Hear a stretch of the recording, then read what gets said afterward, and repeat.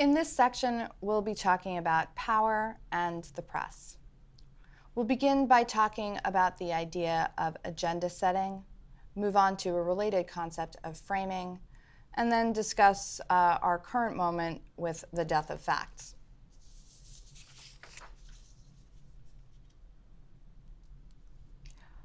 When we're talking about the power of the press, it's important to understand that the press, the media themselves have a great deal of power. Given the role of media in our system, it's no surprise that they can influence how people think about the world, and thus that there are many actors who are interested in using the power of the media for their own benefit. So, who are these actors? Who are the people with the interests to get things done in their own way? Well, obviously, politicians. Politicians want positive coverage, both in running for election and then also as they are interested in governing. So we see also government officials want and need coverage of legislative initiatives, as well as information in crisis situations. So government officials here can be your senator, but could also be someone in the CDC who's trying to get out information to the public, or someone from NIH. In addition to politicians and government officials, we also see that there are activists who want the attention of the media. And we'll be speaking more about activists next week when we discuss social movements. Activists may be speaking for grassroots organizations, but we can also see the role of lobbyists. Lobbyists could be for an organization like Greenpeace, but it could also be for cable companies. Now, what is it that they all want? They want coverage.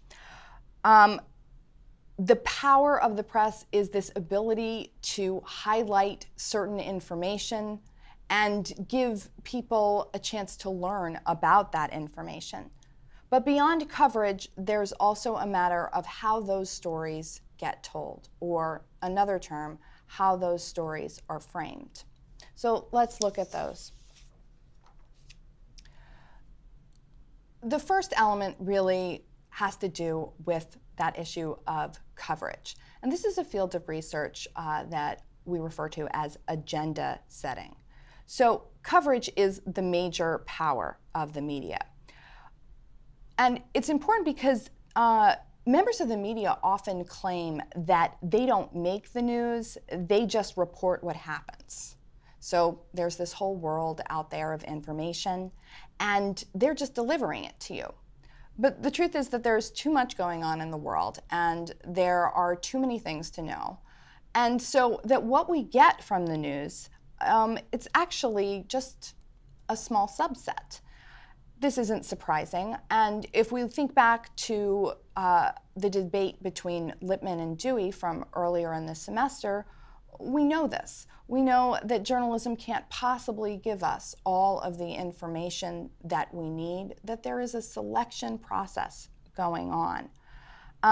So what we think of as what's going on in the world is actually just the subset that the news media decided to cover.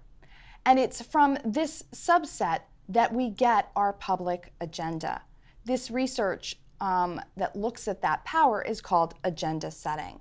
And the quote that best captures that is from the original researchers, McCombs and Shaw. Here may lie the most important effect of mass communication, its ability to mentally order and organize our world for us. In short, the mass media may not be successful in telling us what to think, but they are stunningly successful in telling us what to think about.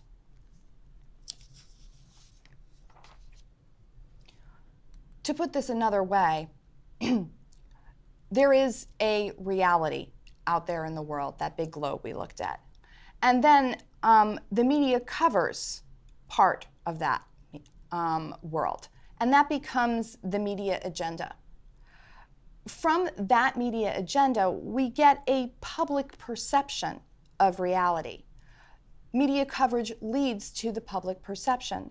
So if news outlets are focusing on sensationalistic crime, the public may begin to feel that crime is a problem, even if crime rates are falling. We then can measure this by looking at the problems that people rate as the most important problem facing the nation. This is a polling question that's used quite often. The Gallup poll uses it. And we can gauge from this what people are thinking about. Agenda-setting research is really revolutionary in the field because it proves that the media agenda actually predates the public perception. So members of the press would often say, we're just covering issues that are important to the public. And if that were the case, we would really expect people to be saying something is important, and that would lead to coverage. But what agenda-setting research shows is that actually the news covers issues, and it's only then that people decide that those are the most important problem. And this is important because once people believe that this is a problem, once it becomes the public perception of reality, that in turn affects the public agenda. And so the issues that politicians are thinking about. Particularly in an election year, this can have consequences because story selection isn't neutral. Foreign policy or domestic policy may favor one candidate over another. And so the attention that the media gives to any one subject actually can affect who people think are the most qualified candidates for various jobs.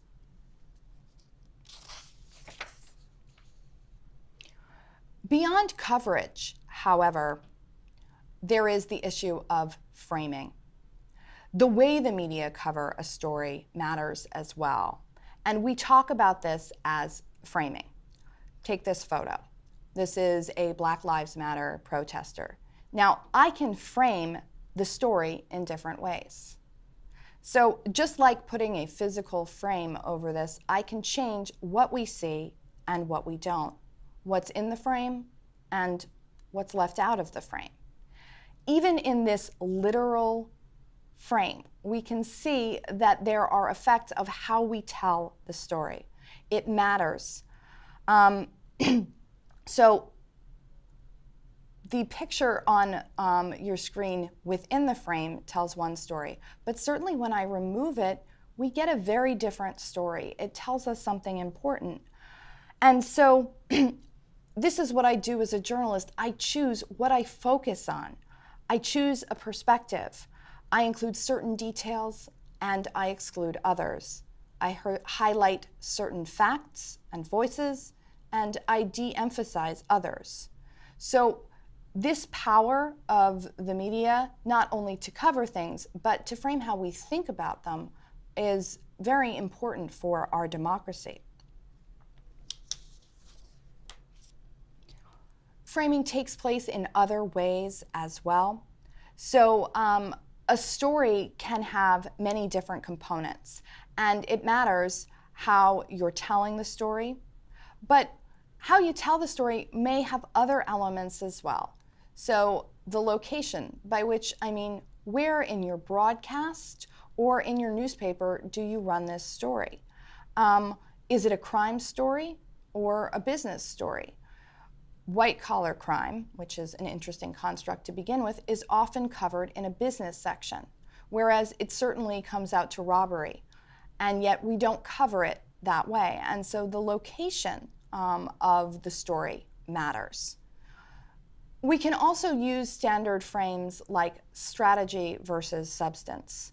So if I were talking about a candidate's visit to a nursing home to talk about Medicare, if I were to frame it as a substance story, I would focus on the plan and the benefits it might have for the residents of the nursing home and for the elderly in general. However, if I were to cover that same story from a strategy perspective, I would start by saying in an attempt to woo older voters, the candidate released a plan to expand Medicare and delivered it at a nursing home. That second frame, that strategy frame, is actually what journalists rely on a great deal these days. And that strategy frame has been shown to engender cynicism in a population. When we think of our politicians as only interested in the game of politics, we demean the actual substance of our political system. And one of the reasons this is so prevalent, this sort of horse race framing, is because it's easy and it's inexpensive. It's much easier to talk about what you think a candidate is trying to do than to really delve in to the complexities of public policy. It also allows journalists to present themselves as objective, critiquing not the substance of plans, but rather the strategy and highlighting that. And it allows them to feel like they're not weighing in on the issue itself. Another way that we can frame things is by using different metaphors. So I mentioned before white-collar crime. Well, that's a metaphor. And it's a metaphor that leads us to see that crime as less important. And this is language itself can frame how we think of things. So do we have a war on drugs? That's a metaphor. Wars lead us in certain directions. Wars are things that we fight. There are enemies, and your enemy must be killed or surrender. When you break apart that metaphor, you have to wonder, how does that actually work?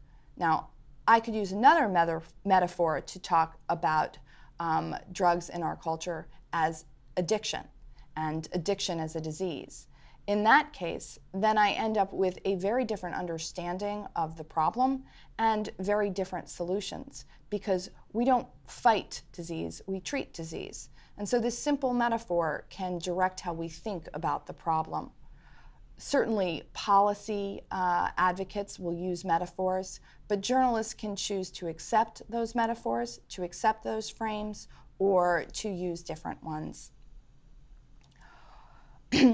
Frames can become so standardized that they are natural to us, and they really turn into a sort of reliable script.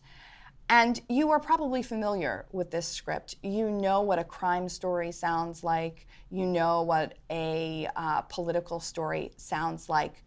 And when we hear those stories, those standard scripts, we know what to do with them. They go to that heuristic processing we discussed last week.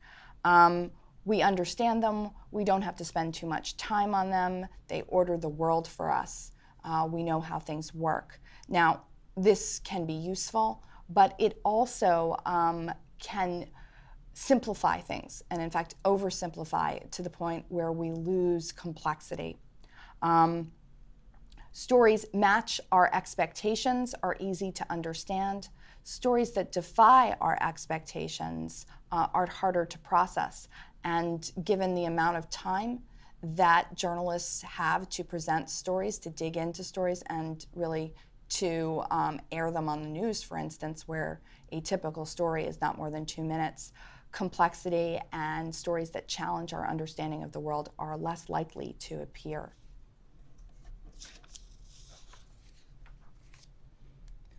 We have a new particular challenge at the moment. In a previous era, political actors battled over media frames. They looked to define the way that people understood facts of the world. They offered different interpretations and hoped that the media would accept the frame that gave an advantage to their side. However, over the last 20 years, the struggle has really moved to a new battleground, and this is an assault on facts themselves. Political actors are no longer simply willing to offer different interpretations of the fact.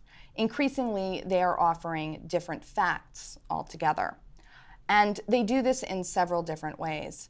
One, by discrediting institutions that have official capacity. So suggesting that the nonpartisan Congressional Budget Office is faking numbers is a way of discrediting not only the institution, but the numbers they present, undermining, and so we get to that element of questioning numbers. We saw this in the 2012 election around the idea of unskewing the polls. The numbers did not seem to please certain candidates, and so there was a movement to say it's not that the candidate is doing something wrong, but rather that the numbers must be wrong. We see this in undermining science. Most obvious in this is the pseudo debate around climate change, dismissing the importance of science, of knowable facts. And in the place of facts, we end up elevating beliefs. Once you've accomplished this, truth doesn't really seem to matter. And this means that the fact-checking ability of journalists is severely limited. The press cannot actually fact-check when no one agrees on the facts that they're checking. We have no more arbiters of truth. And certainly this was very clear in the 2016 election.